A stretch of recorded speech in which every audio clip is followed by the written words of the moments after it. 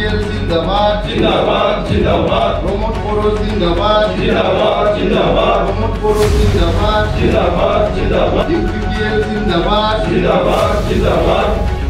जों दिनै UPPL पार्टियाव जइन जानो फैनायनि मेन उद्देश्यआनो जाहैबाय जोङो UPPL पार्टी दैदेननाय किसुमान माबाफोरखौ नुनानै जों मोजां मोननानै दिनै जइन जानो फैदों आरो नोंथाङा मा पार्टियाव दंमोन आं आगोल BP पार्टियाव दंमोन सिगाङावनिफ्राय दंमोन BP पार्टिया जेब्लानिफ्राय माने 2003 स्टार्टिंनिफ्रायनो दंमोन आरो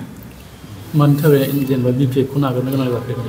नैबे समाव BPF नागारनायनि बेलायावथ' जोंहा जों UPPL नि जिखिनि मावनाय खामानि बेखिनिखौ जों नुनानै आरो गोसोजों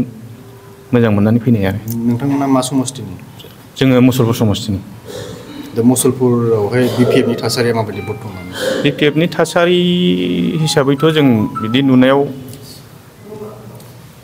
जोंथ' दा फैनायनिफ्राय फैगासिनो दङ BPF पार्टिनिफ्राय नै दाखालिसो जोंनि बारग' MLA मानगोनां हितेश बसुमतारी सारा जइन जाबाय दिनै साबेसे जइन जाफैदों नोंसोर जोङो दिनै टटेल 12 जन मुसलपुर समस्थियाव दा बर्तमान BPF नि थासारिया माबायदि जिहेतु नोंथांमोना BPF नागारनानै दिनै UPPL आव जइन जाफैनो गोनां जादों BPF नि थासारि होननाय बायदिबाथ' दा जों बारा इसिबां माबाखौ नुहुराखै मोजांखौ नुहुराखै BPF निफ्रायनो जिखिनि फैगासिनो दं BPF निफ्रायनो फैगासिनो दं बे लासैनो बिदिनो जोबलांनोबो हागौ BPF पार्टी होननाय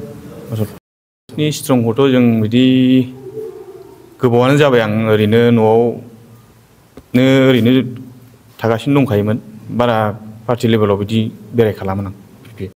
खुलुमबाय नमस्कार আজি আমাৰ এই মছলপুৰ সমষ্টিৰ পৰা আজি কোকৰাঝাৰ মেইন হেড অফিচত আজি আমাৰ UPPLৰ মুখ্য সম্পাদক ৰাজু কুমাৰ নাৰ্জাৰী ছাৰৰ সন্মুখত আজি আমাৰ BPFৰ আৰু এক্স NDFBৰ আমাৰ UPPLৰ দ্বাৰা আকৰ্ষিত হৈ আজি জইনিং কৰে আৰু যি আমাৰ UPPL দলৰ যি শান্তি আৰু প্ৰগতিৰ যি মানে চৰকাৰ তাত আকৃষ্ট হয় আৰু আমাৰ যি ৰাকেশ ব্ৰহ্মচাৰৰ যি আমাৰ মছলপুৰ সমষ্টিক মানে মডেল সমষ্টি হিচাপে গঢ়াৰ তেখেতৰ যি এটা প্ৰচেষ্টা তাৰ আকৃষ্ট হয় আৰু যি 17 বছৰ কালতো মছলপুৰ সমষ্টিত এনেকুৱা মানে কাম হোৱা নাছিলে যি আজি আমাৰ 4 বছৰত ৰাকেশ ব্ৰহ্মচাৰে তাক দেখুৱাই দিছে তাত আকৃষ্ট হয় আজি BPF আৰু এক্স NDFৰ পৰা আমাৰ UPPL দলত জইন কৰে ইয়াত আমি তেখেতসকলৰ বিষয়ববীয়াক আনি কিনে আমি ইয়াতে 12 জন আজি জইন হয় আৰু অনাগত দিনত আমাৰ সমষ্টিত আৰু শতাধিক লোক জইনিং হ'ব বৰ্তমানটো BPFৰ এটা মানে গৰাখহনীয়া সমগ্ৰ বিটিআৰতে আজি BPFৰ গৰাখহনীয়া মানে আৰম্ভ হৈছে আৰু আমাৰ মছলপুৰ সমষ্টিত এতিয়া বৰ্তমান ক'ব গ'লে